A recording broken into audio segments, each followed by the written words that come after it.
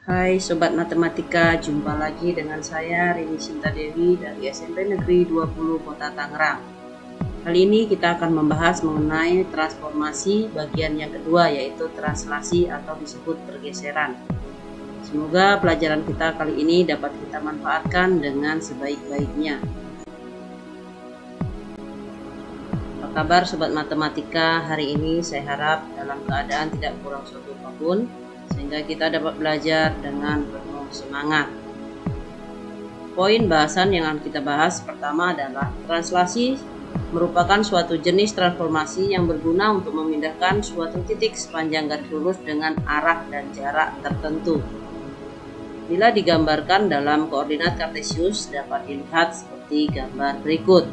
Jadi ukurannya sama, hanya tempatnya saja yang berbeda. Adapun manfaat translasi dalam kehidupan sehari-hari sangat nyata. Kegiatan translasi yang biasa digunakan dalam fisika contohnya adalah seseorang yang sedang memindahkan sebuah barang dengan cara mendorong atau menariknya. Yang kedua, yaitu di bidang garmen. Contohnya adalah pembuatan batik atau motif batik dari sebuah kain. Yang ketiga, dapat kita lihat translasi di bidang teknik sipil dan arsitek. Untuk memperindah sebuah gedung atau bangunan, bisa dibuat sebuah gedung yang sama dan kembar, hanya dibedakan dalam warna saja.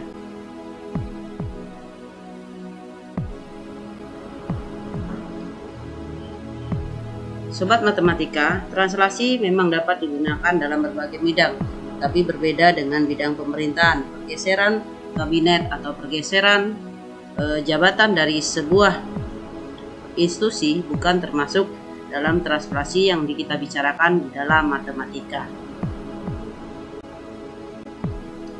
Sobat Matematika, kita lanjutkan mengenai translasi dalam bidang koordinat kartesius. Ini adalah gambaran dari translasi sebuah titik yaitu P pada koordinat x, y ditranslasikan sejauh A satuan sepanjang sumbu X dan B satuan sepanjang sumbu Y.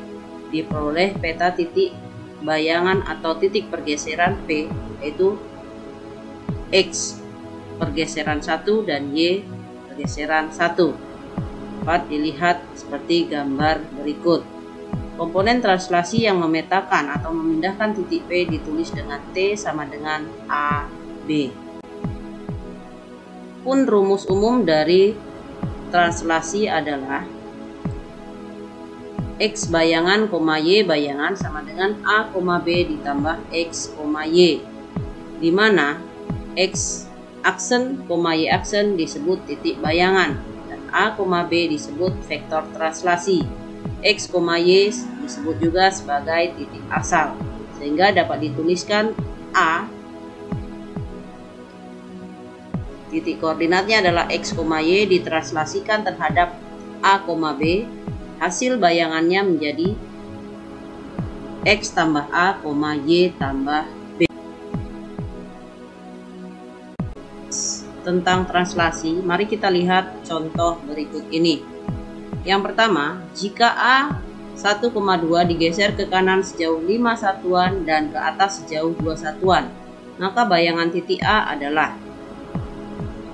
Cara menjawab soal seperti ini, maka langkah awal kita tuliskan koordinat A 1,2 lalu translasi 5,2 sehingga diperoleh A bayangan 1 tambah 5, 2 tambah 2 sehingga A aksen atau A bayangan adalah 6,4. Untuk contoh yang kedua, tentukan bayangan dari P negatif 6,7 oleh 4,2. Maka sama dengan contoh 1, kita menuliskannya dalam bentuk P negatif 6,7 ditranslasikan terhadap 4,2 sehingga diperoleh bayangan 6 negatif 6 tambah 4,7 tambah 2 sama dengan negatif 2,9.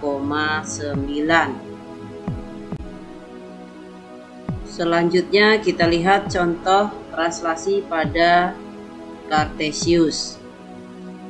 Perhatikan gambar bidang kartesius berikut. Titik awal atau titik A berada pada koordinat kartesius di kuadran kedua, yaitu negatif 5,1. Lalu Titik bayangan atau titik pergeseran hasilnya berada di kuadran pertama, yaitu 1,3. Pertanyaan soal berdasarkan gambar adalah titik A negatif 5,1 ditranslasikan oleh T A, B sehingga diperoleh bayangan 1,3. Tentukan nilai A dan B yang merupakan komponen translasi atau vektor translasi. Penyelesaiannya, berdasarkan grafik kita bisa melihat bahwa A yang berada di kuadran kedua digeser sejauh 6 satuan pada panah tanda kuning, lalu digeser lagi ke atas sejauh 2 satuan, kita lihat panah merah, maka diperoleh titik A 6 dan titik B 2. Sehingga A, B sama dengan 6,2. Sobat matematika, demikianlah penjelasan tentang transformasi terkait dengan translasi atau pergeseran. Semoga dapat berguna dan bermanfaat dalam kehidupan kita sehari-hari. Terima kasih.